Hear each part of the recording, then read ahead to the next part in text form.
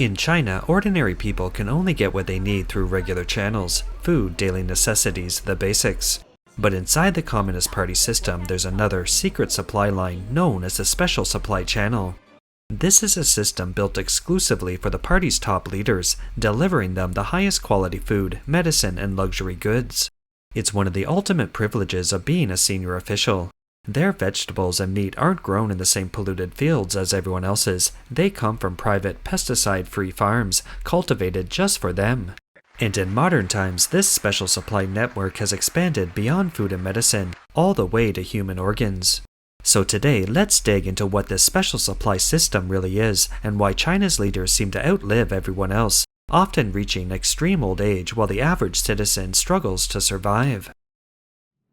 Let's start with September 3rd at a massive military parade in Beijing. One video clip showed Xi Jinping, Vladimir Putin, and Kim Jong-un walking together toward the viewing platform. In that moment, microphones caught a private conversation between Putin and Xi about organ transplants and even immortality. That exchange made international headlines and caused an uproar. But in China, the video vanished almost instantly from every platform. State-run CCTV even pressured outlets like Reuters to pull it down. Yet, once something hits the internet, it's hard to erase. Clips of the conversation are still floating around on overseas social media. Over the past few decades, biotechnology has advanced continuously, allowing for continuous organ transplants, leading to ever younger lives and perhaps even immortality. Some predict that in this century humans may live to 150 years old. When Xi himself mentioned a goal of humans living to 150 years old, it wasn't just some wild fantasy. More than 60 years ago, the Communist Party actually launched something called the 981 Leaders Health Project. The project was even advertised on WeChat in 2019 before quickly being scrubbed. It pulls together China's top hospitals, the Academy of Military Medicine Sciences, and other elite institutions. It runs entire departments dedicated to anti-aging, chronic disease management, cancer prevention, and even organ function regeneration. The 981 plan is divided into 3 parts: health promotion, youth restoration, and the 150-year longevity program. In other words, the party literally hopes to stretch its leaders' lifespans to 150 years old. And history proves it. The party's top brass consistently outlived the average Chinese citizen by decades. Mao Zedong lived to 83, Zhou Enlai to 78, Zhu De to 90. At the time, the average life expectancy in China was just 65 years. In more recent decades, the trend only got stronger. Senior party leaders routinely lived into their 90s and even beyond 100. Deng Xiaoping lived to 93, Wan Li to 99. Former Vice Chairman Wang Dongxing reached 100, as did Deng Liquen, a key party secretary. Song Ping, minister of the organization department of the CPC Central Committee, lived to 108. Another state councillor, Zhang Jingfu, lived to 101. The pattern is undeniable. And it's not just the men, even their wives seem to age in slow motion. One video shows 24 wives of senior officials all close to or past 100. For example, General Xiao Jingguan's wife still going strong at 99. General Liu Ruiqing's wife 100. General Wang Shusheng's wife also 99. The list goes on.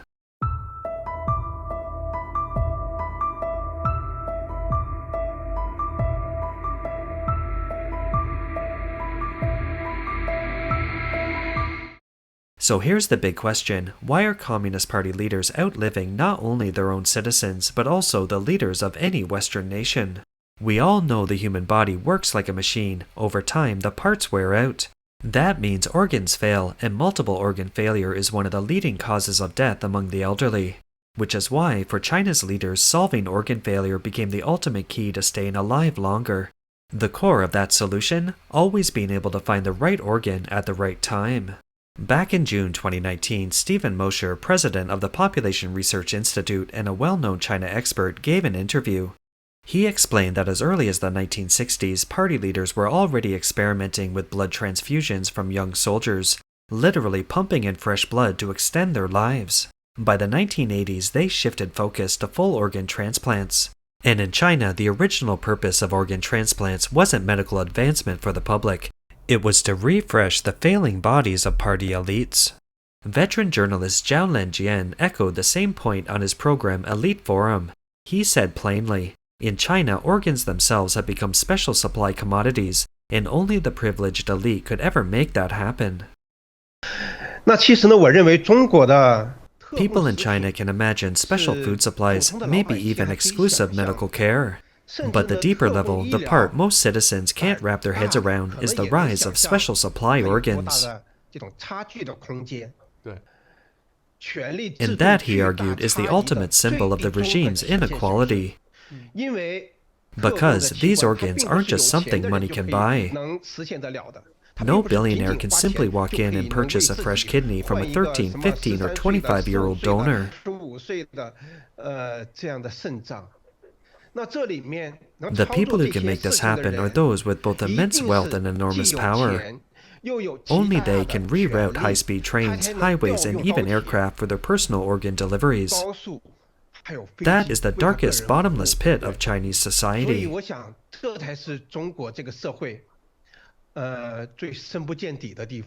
In recent years, the CCP has also been pushing its so-called Health Silk Road and the community of common destiny on the world stage.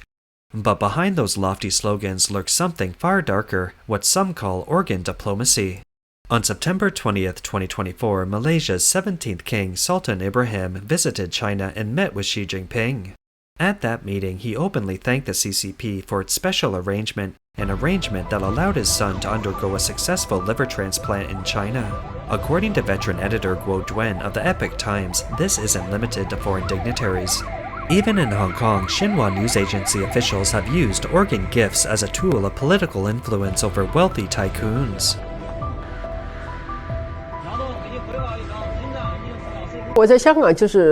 She revealed this chilling detail. In Hong Kong, Xinhua officials would escort tycoons directly into prisons in Guangzhou. There, they could literally select good, young organs for transplant.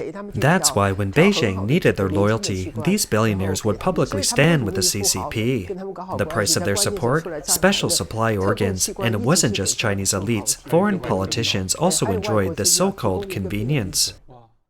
So, on one side, we have China's leaders living long, healthy lives. On the other side, especially on Chinese social media, we see wave after wave of missing persons reports. According to the Ministry of Public Security, roughly 200,000 young people disappear in China every year. That's about 500 to 550 every single day. And according to grassroots organizations like Baby Come Home, the real number of missing people could be several 100,000 each year. The problem is China has no open nationwide missing persons database, which means the true figure is almost certainly much higher than what's reported. To all the kind-hearted people across the country, I beg you, please help us, please. We are parents from all over the country looking for relatives. One woman on Douyin, China's TikTok, shared a stunning case. A 73-year-old man who received a lung transplant. His new organ was transported and delivered in just 33 minutes by helicopter. The timing here is critical. Organs have very strict survival windows. If the journey takes too long, the organ becomes useless. Yet somehow, in this case, the system worked with military-like precision. With so many people going missing, how long before public fear and suspicion explode into outright rage? That's why the story blew up online. People had two burning questions. First, could an ordinary citizen ever get such a smooth and rapid transplant process? And second, where was the organ actually from? Where is the transparency? Is there some massive organ bank hidden away where officials can match organs at will? And if so, whose names and identities are inside that database? Deep down, people live with a fear they can hardly face. Do these party elites respect our lives? Can anyone truly rely on them? Imagine living healthy one day only to be turned into organs in the rich and powerful CCP elites' bodies the next. That's the bottom line. Money and power. They can rob all they want. But when it comes to life itself, its length and its dignity, that's one thing nobody can accept being stolen. No matter who you are, no matter your rank, in the end, no life is worth more than another. If someone dares to divide lives into classes, saying one person's life is more valuable than another's, people won't just sit there and take it. If your very life no longer belongs to you, you'll fight back with everything you have. And let's be clear, this topic is not sensitive. No government, no institution, no authority has the right to say that it is. When it comes to organ transplants, there are only two paths: either ban it altogether or make it completely open and transparent. No one envies the rich just for being rich, but if someone dares to treat our lives as their personal fountain of youth, that's the red line. When life itself is stolen, there's nothing left to endure. The special supply system isn't new. It goes all the way back to the party's Yan'an years in the 1940s. In 1941, Party Secretary Ren Bishi copied the Soviet model, setting up a strict class-based supply system. Soldiers ate from one big communal pot, but leaders like Mao Zedong, they got their own private kitchen, small pots, special meals.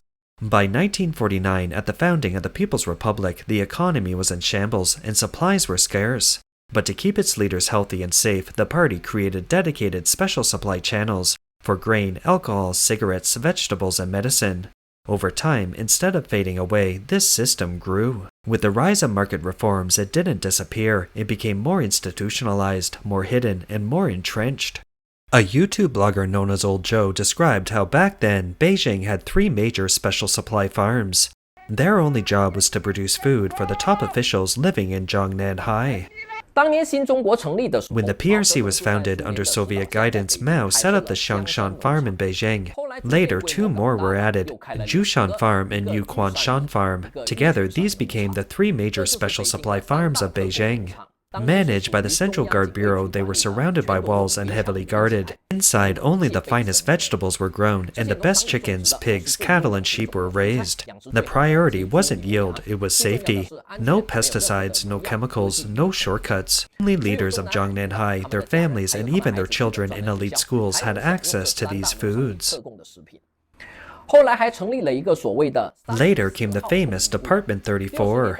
In the early 1960s, at the number 34 Donghua Men's Street in Beijing, a special supply store was established. Its full name? The Central Leader's Special Supply Department. It catered exclusively to officials of vice ministerial rank and above. The shopfront read simply, Number 34 Supply Department. A former deputy director of the Guard Bureau later wrote in his memoir that Department 34 stocked everything you could imagine. Mao Tai liquor and Wulong Ya brands unavailable to the public. Giant yellow croaker fish, watermelons as big as basketballs. The selection even extended to imported luxury items, branded appliances, watches, perfumes, chocolates, brandy, whiskey, and jewelry. Russian caviar, French foie gras, these were considered ordinary stock items there. But remember, this was the 1960s. Ordinary Chinese people were dirt poor, barely surviving. Against that backdrop, these special supply products weren't just luxuries, they were extravagance beyond imagination. And if that was the 1960s, you can guess what came next. The system only grew bigger. Now let's look at a shocking account from a book that a blogger shared. In 1962, during China's Great Famine, ordinary people were starving to death all across the country.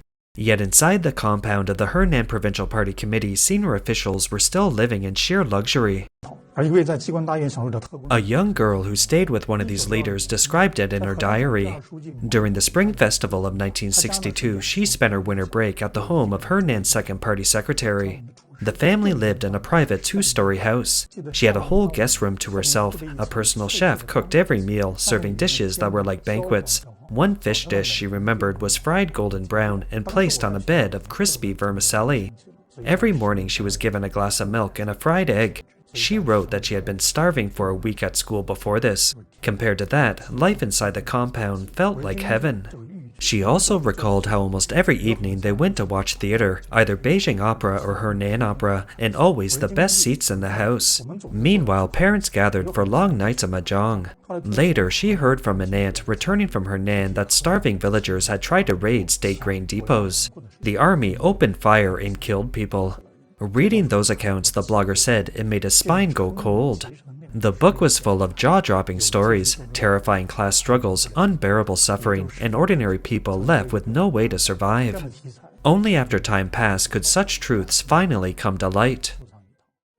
Fast forward to modern times, special supply is no longer reserved for Zhongnanhai. It has spread down to officials at every level. provinces, cities, even counties. Each group of leaders uses their power to create their own private supply bases. The system is now everywhere, from the top to the bottom of the political hierarchy. The range is enormous. Special supply covers every corner of daily life and security. The standards are strict. Above all, food must be safe and nutritious. That means truly organic, vegetables, fruit, livestock, all grown or raised naturally without chemicals, fertilizers, pesticides, hormones, pollutants, additives, preservatives, or genetic engineering. Take food for example: rice, flour, vegetables, meat, fruit, all sourced from dedicated farms and bases. The number one requirement? Safe and pollution-free. Then there are cigarettes, alcohol, and tea. There are special versions of iconic brands like Zhonghui cigarettes and Maotai liquor, marked with labels that never appear in the open market. Healthcare is part of it too. Party leaders have access to exclusive prescriptions, direct pharmaceutical channels, and VIP wards in hospitals, completely separate from the public system. And here's the kicker: because they have their own supply bases, China's officials don't touch the same food as ordinary citizens. Why? Because they know just how poisoned the environment has become. While the public chokes on toxic air, harmful food floods the markets. Pesticide-laced vegetables, chemical rice, tainted milk powder, even toxic eggs. Ordinary people are left with what amounts to poisoned daily rations, while the elite dine on pure organic fare. Finally, let's hear from independent American TV producer Li Juan. He argues that the reason Chinese officials don't care about food safety problems that have lasted for decades, comes down to one thing: the special supply system. 中国为什么食品安全问题那么糟糕？ Why is food safety in China so terrible? Everyone knows about toxic foods, chemical additives, meat pumped with clenbuterol, and so on. Why does it keep happening? Because the leaders themselves are safe. They don't have to worry. If the special supply system were abolished, they'd suddenly have no choice but to clean up food safety, because otherwise they'd be eating the same poison as the public. Li Juan says that's the key point. The special supply system doesn't protect society, it poisons it. He recalled a video clip online featuring a female anchor. What she said left a deep impression. The Communist Party always tells people, we and the people are one, we are flesh and blood together. But the moment you step into a hospital, that illusion shatters. The party is the party, and the ordinary people are just ordinary people. Senior party members get VIP wards, top specialists, and don't pay a dime. Meanwhile, regular folks have to scramble just to see a specialist. If they can't pay, the treatment stops immediately. They're left to wait for death. And when it comes to food, party officials enjoy only organic, only special supply products. Cigarettes, alcohol, dairy, everything they consume is guaranteed pure. But the public, they're stuck with gutter oil and pork and chicken fattened with hormones. That's the daily diet. People need to wake up to the reality. The Communist Party only pretends to be one family with the people when America calls them out. That's when they suddenly remember the ordinary citizen. In this system, special supply isn't just about material privilege. It's a political wall, one that makes it painfully clear who belongs to the ruling class and who's left to endure pollution and poison. In that wall, many argue, is one of the hidden secrets that has kept the CCP regime alive for so long.